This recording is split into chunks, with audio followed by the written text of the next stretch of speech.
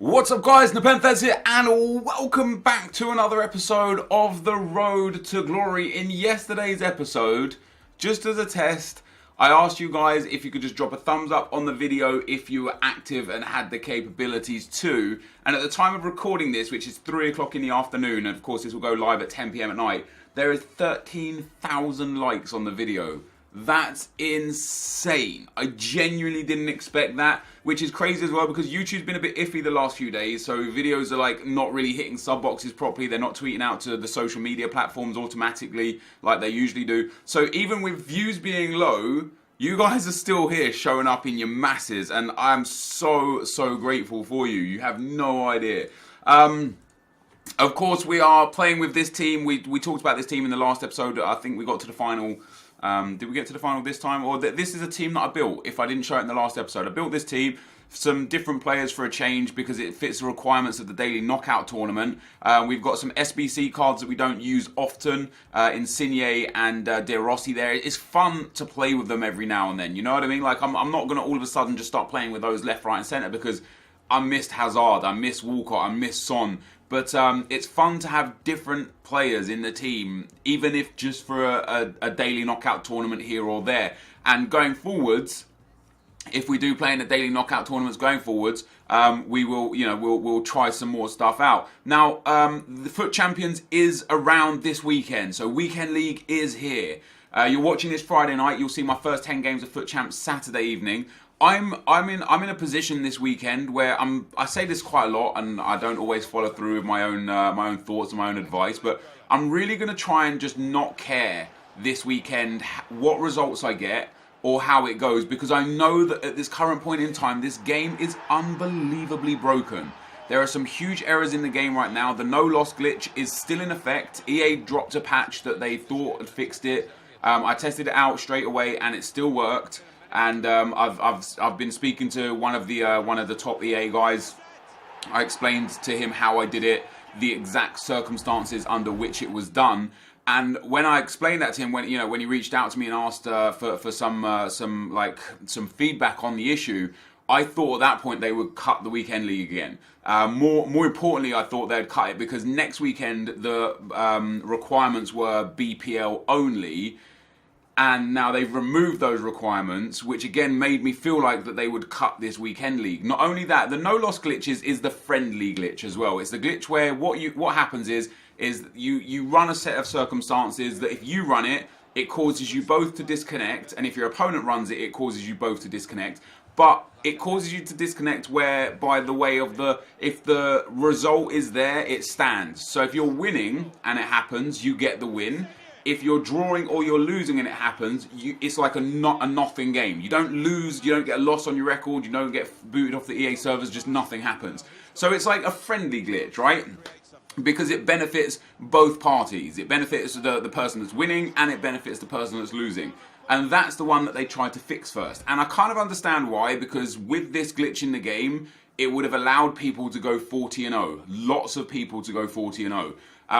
But without this glitch in the game, obviously, it allows no one to go 40-0 unless you do it by merit. However, the other glitch, which is the forced disconnect glitch, is far more damaging because it's a spiteful glitch. It's a glitch where, and again, I'm not going to explain how to do it, but after you run a set of circumstances that are very purposeful, you can do it by accident, but it's very unlikely you'll do it by accident. But when you run this set of circumstances, what happens is it doesn't just disconnect you from the game anyways because of what you've done, it also boots your opponent from the game. And the reason why this is bad is because let's say you go into FUT Champs and you're dicking someone 3-0, 4-0, it's in the 80th minute and he decides, you know what, screw this guy and his good fortune and his good luck and his 4 goals, screw him, I'm going to boot him off, and boom. All of a sudden you both get the loss and there's no way to get that game back. So what you might find, because FUT Champions brings out the worst in people, myself included, I'm like communication banned on Xbox because of the debates I get in with people through messages, and they report me and I get banned. Like, rightfully so. I shouldn't be sending messages on Xbox to people. Like, it's silly. But the FUT Champs does that, man. It winds you up to the point where you're like, fuck this guy. And if the glitch is apparent, I know it's in the game, you know it's in the game, and people know how to do it to the point where if somebody gets salty because they're losing a game that they feel like they should be winning, or because their opponent is doing something that they don't agree with, they can quite easily just boot them off too. And I think it's going to see a lot of people losing a lot more games that they shouldn't do. I've already been seeing it on Twitter. You know, the weekend league's only been around for about 8 hours already, and I haven't got a lot of tweets, but I've got some tweets of people saying and showing with proof that, hey, look, I was winning and then boom, I'm booted off the game. And that sucks because EA won't do anything about that. I know that they know that the glitch exists, but they're not doing anything about the glitch that costs people wins. But they did something about the people that stops people losing. So I was interested in that. It was an interesting. It's a wonderful show of drive from EA, doesn't it? EA, you know, essentially reading between the lines, they've said, if you lose, we don't care. Like if both people get disconnected, it's not priority number one. But if everybody wins, we've got an issue. So there's that. There's also a third glitch in the game, which is a huge gameplay error. I don't know how to replicate it, and I don't know how to do it. And I'm actually glad I don't know how to do it, because it's the sort of thing that I would personally be encouraged to try, because you cannot get banned for it, and you cannot get like accused of doing anything for it, because remember that glitch where I don't even know if it still exists, right? But there was a certain set of instances in the game where after you scored, you could run into the net and hold sprint, and you would just keep running, and you wouldn't stop, and the celebration wouldn't stop.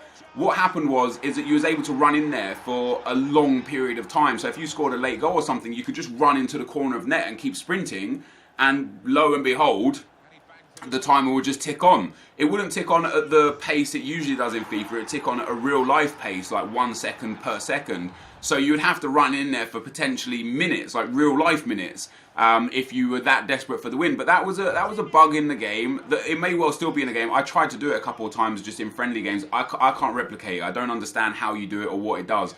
But that's a bug in the game that you can't punish people for, because it's how can you track that, right? How can you track someone running into the net after a celebration?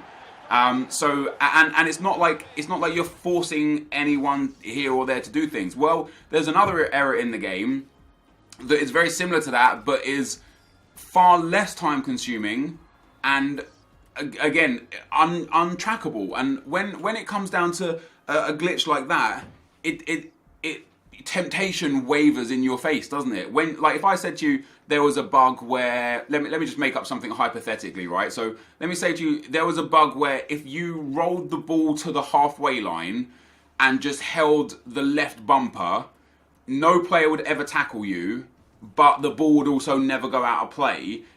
Like, if that, theoretically speaking, if that were a bug, it's not a bug. I mean, go try it if you want to prove that it's not a bug.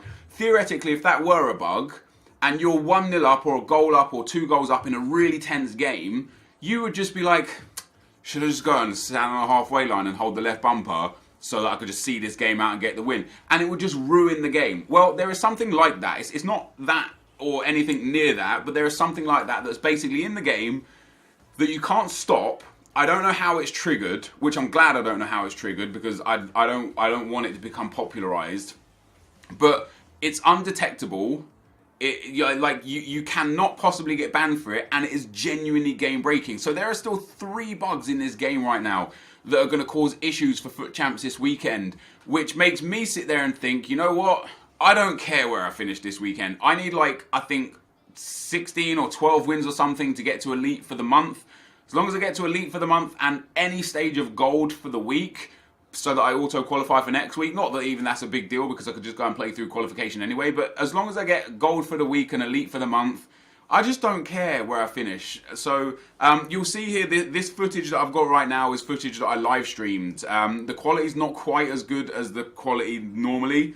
It's better than what it usually is from my live streams when I rip the footage, and I'm working on a way to get the quality up to HD. I'm using OBS Studio now instead of XSplit. I'm able to record it in higher definition, in actual, like, proper, like, basically like 90% of what I usually do. I've just got to figure out the settings. So I've run a test stream to try and figure out the settings. I was a bit off, so I'm going to run another test stream, and I'm basically going to start streaming a lot of my FUT Champs on Twitch, and then putting it into the videos afterwards, so that those of you that actually want to watch my full gameplay can do, and also it also like removes the notion of you probably cheated for that, like, because there are so many people, and I see it, that like people, like, there's just so much negativity in this community, right? It's so toxic, it's so sad to see.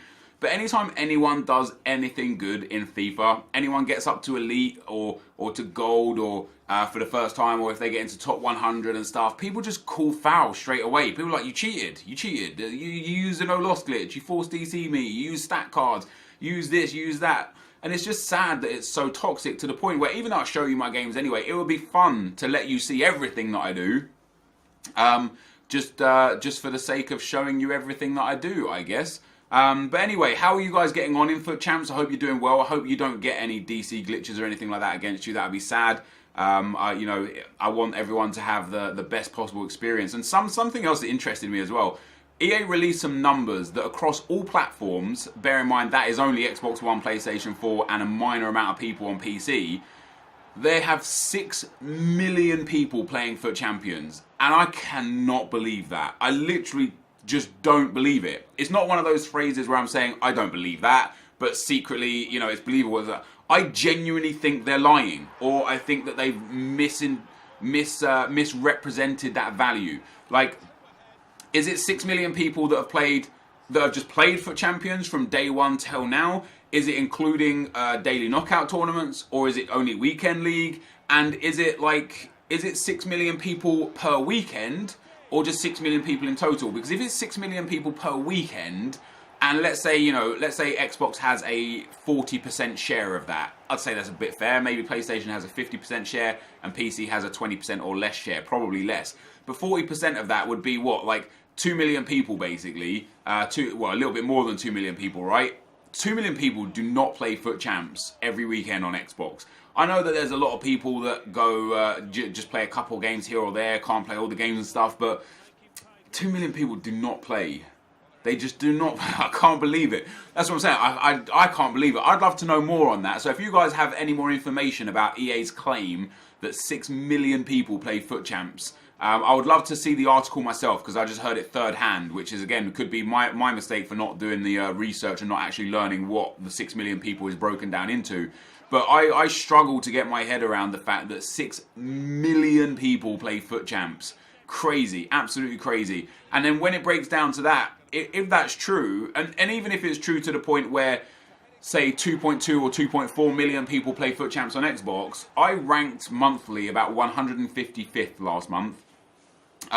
There's nothing to say that for sure, because there's no actual, like, there's nothing that actually gives you your ranking if you don't fall inside the top 100. But what happens is, once you finish inside the top 100 in any region, so if you finish in any top 100, whether it be the full top 100 leaderboard or for your region, so European, Americas, or the rest of the world, you start getting tracked, and sites like Foothead and Footwiz track you. So what I did is I found someone that got the same monthly wins as me, that had finished top 100 in a region, to try and find where they finished for the month, because it also tracks their monthly rewards. And the amount of wins that I got, which was, what was the amount of wins? It was like 100. It was 100. It actually might have been like 155 or something like that. The amount of wins that I got matched up with a guy who got one win less than me, who was like 150th or 160th in the world. So the fact that I got one more win than that, I would bump up a few places surely. So I finished in my Road to Glory account around, like, best case scenario like 140, 145, worst case scenario like literally like 170. So I'm in the best Xbox players to the tune of about 150, 160 or so people. And now if you're telling me there are millions of people that play FUT Champs and I'm in the best sort of 100 odd people, I'm happy with that. I'm so happy with that. Like, I can't complain. I might get frustrated and I might get angry at this game and I might still see room to improve for myself. But it just really hits home when people say that getting to Elite is good or getting to Gold 1 is good, because I see Gold 1 as a failure now. You know, I see Gold 1 as not successful, because I've got Elite so many times and I get 30, 31 or 32 wins so many times that getting 28 or less is genuinely seen for me as not good enough. But I know there are some people out there that just struggle and struggle to qualify, struggle to get gold, struggle to get 18 wins to just auto qualify for the next week. So it really just does hit home, like, when, you know, I tell you guys, sometimes I struggle to understand why people watch me. Like, why me? And more specifically, when you say that you learn from me, why not the other guys that are better than me that you can also learn from, right? But I get a lot of tweets from you dudes saying, you know, thanks to your videos, I've finally hit Division 1, or finally qualified for FUT Champs, or finally got into gold for FUT Champs, finally hit Elite for FUT Champs. I got a guy that's top 100 in the world on PlayStation that credits a lot of my videos and how I play and interpret the game to him making top 100, which is just mental how you can say, even though I can't get top 100, I can still give advice and tips to someone that can get top 100. And what a goal, by the way, from Lacazette. And it just kind of really hit home for me that, hey, I don't have to be the best player in the world to be able to genuinely help you and guide you and advise you on things that might help you. So yeah, again, like it was nice to see, and it was nice to hear. But I could not believe that 6 million people play FUT Champs. I did pick some questions, right? But I've already waffled on for 16 minutes of this 17-minute video, so unfortunately I won't be getting to any questions today. I'll bookmark them, I'll save them for the next video.